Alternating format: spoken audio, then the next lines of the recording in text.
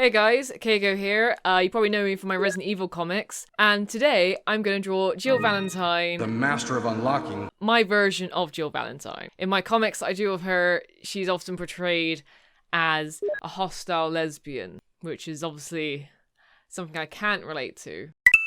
So for this painting, I'm using my refillable waterproof dip pen. The reason I'm using the refillable pen and not my usual dip pens, I think it's purely based on mood. Like sometimes I just want the convenience of just not having to go back and forth dipping the ink. I just want a continuous flow of ink. I used my light brown ink for the zombie in the knife reflection. The ink is actually super cheap. I got it from like Amazon like ages ago. And the reason I do light brown is just because I don't want it to stand out too much. I want it to be easy to paint over. And for the reflection, I don't want the lines to be too bold. Once the outlines are done, I start applying the masking fluid. I really wanted to make sure the zombie's eyes and teeth pop. So to make sure that happens, I use the masking fluids to make sure that no paint goes over it.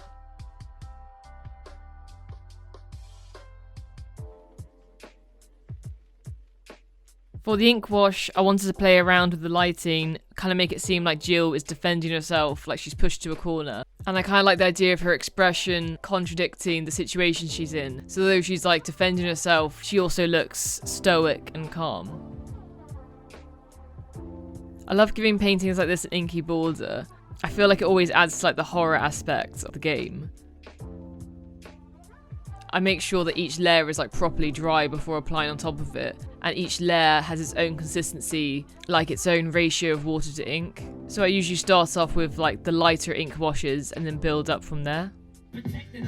You entertainers, of course this shit's affecting ourselves, you ignoramus. I applied a lot of different kinds of blues to the painting to help the knife and Jill's hair stand out more. I kind of wanted people's attention to first be Jill's expression, and then the zombie's reflection. For proper paintings like this, I use like high quality 100% cotton watercolour paper, and even that can struggle sometimes with the sheer amount of layers that I add. It's really careful to find that balance between how much water you apply, how much ink or how much paint you apply, because even if you wait for it to fully dry, there's still only so much that can be absorbed. So I imagine some people are watching this video and wondering why I've drawn Jill looking so serious and stoic.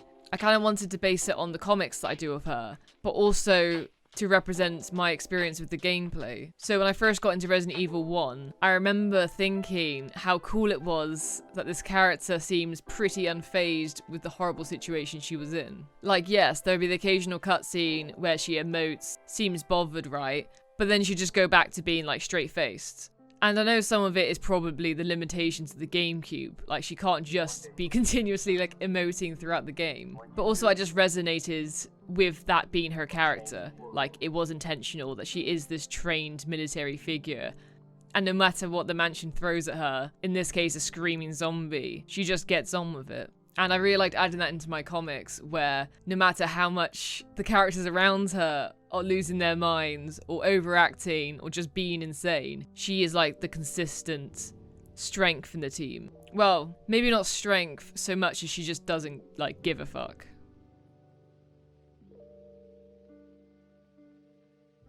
And here's the finished painting in all its glory. As you can see, I have once again, perhaps, done some more stuff off camera.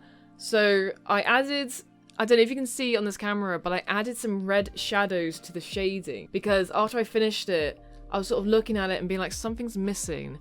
And I think it really just adds to, I guess, the horror, because you already got the red in the knife.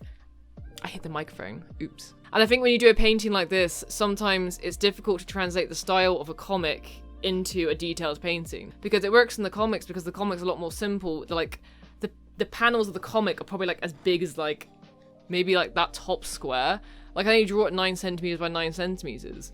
Whereas when you go more detailed like this, you sort of run the risk of making it look like one of those like hyper-realistic Pokemon or like Simpsons, where the style does not suit being made to look that precise. So I was thinking about that when I was doing the shadows and stuff, and the fact that, like, although there's more detail in like the creases of her outfit and stuff, I haven't given her nostrils. There's still a simplified version of her, because I was sort of scared to go too far with it, and you sort of enter this like uncanny valley. When I first posted this online, I got a lot of comments being like, Jill's knife isn't that big, her survival knife is not that wide.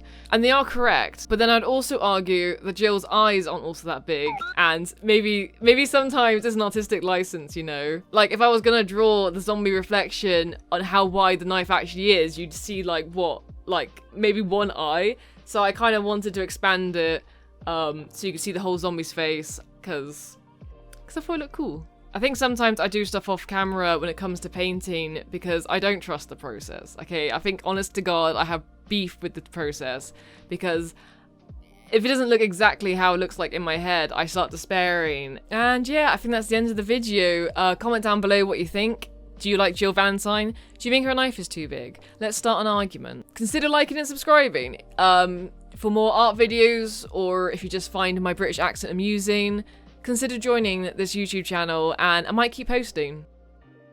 Okay, bye.